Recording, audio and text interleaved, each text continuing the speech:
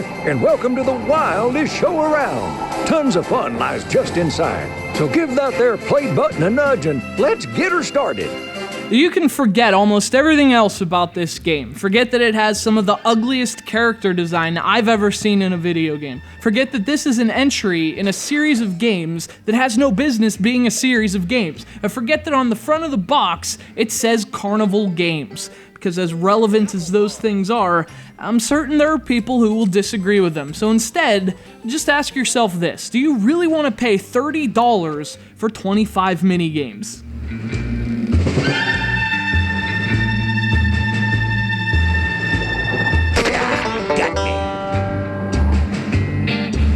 It's one thing to buy Carnival Games for the Wii. Now, don't get me wrong, that game's awful too, but at least on the Wii, you have the excuse that it's a party game. It's a game you can play with your children or your friends, and subsequently lose your friends and raise children who will resent you for years to come. But at least the Wii version has that. Carnival Games on the 3DS doesn't. This is an exceptionally dull minigame compilation that really proves the genre has pretty much done everything it can within these familiar constructs. Carnival Games Wild West 3D is like its cry for help.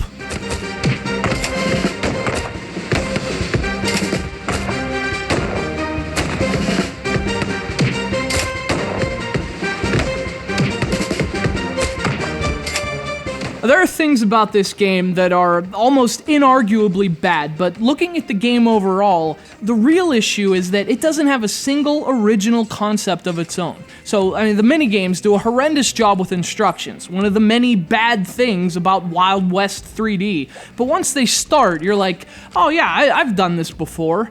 Like, a million times before. You choose a deformed boy or girl as your character, and seemingly aware of the hideous nature of these children, the game lets you customize them. Unfortunately, there is no option for plastic surgery or genetic experimentation.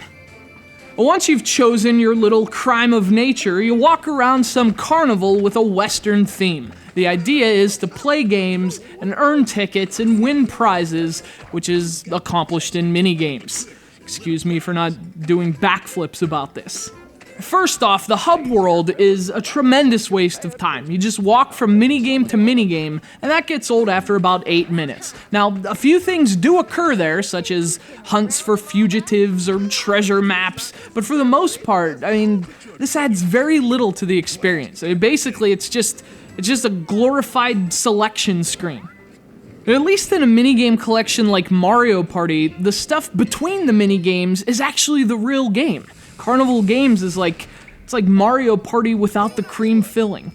And then, of course, there are the minigames. All are Western themed, none are particularly interesting. The best ones use the 3DS gyroscope for aiming, but even those aren't really worth getting excited about, because although the controls are new, they're simply being applied to the same old minigames Wii owners have been inundated with for nearly 6 years.